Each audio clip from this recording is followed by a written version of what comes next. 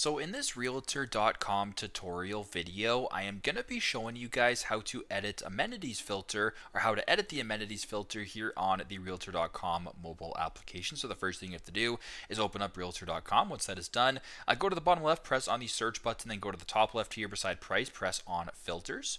On the filters page, just simply scroll down a little bit to the bottom here to where it says, right here it says amenities at the bottom. As of right now it says any, but if you want to go ahead and refine your search for specific amenities located in a house, press on amenities right here.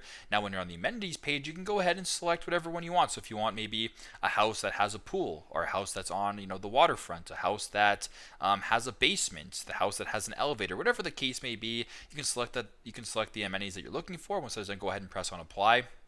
And as you can see in the bottom right now, my search has been refined from 27,000 to just 37 homes here. So once that's done, press on see homes, and there you go. Now the listings that we'll be showing here are only listings that have the amenities that you were looking for, or the amenities that I guess you edited through the filters tab here on realtor.com. So super simple, super straightforward, but this is how to edit the amenities filter here on realtor.com.